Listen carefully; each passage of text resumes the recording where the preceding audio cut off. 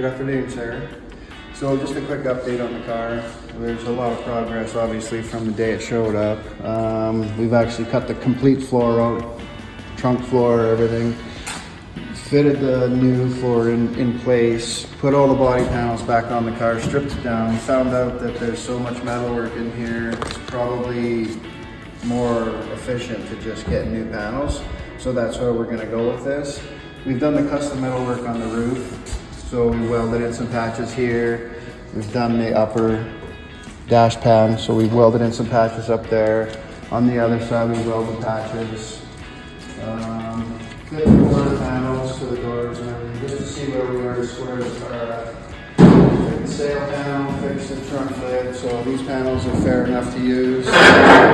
Waiting for the floor so we can finish fitting the tubs, the lower drop plates. Change the rear, and then once I get this car secure enough, I'm going to put it on the roller, and then we're going to worry about sandblasting and getting this frame underway, change the springs, mounts, gas lines, fuel tank, all the goodies, pull the motor, transmission, finish degreasing, get it all prepped up, gaskets, whatever it may need, and then we're going to detail it, paint it, reassemble it.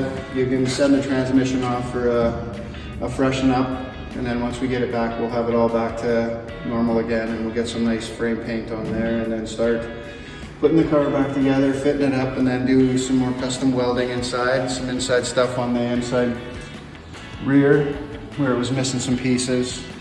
But it's on its way, and it's getting closer, so where I got an idea how it's going to fit together when I start getting new panels and stuff, so it just helps me out. But that's kind of a quick update. We're still ongoing, so it's going to be a while. But you have a great day, buddy.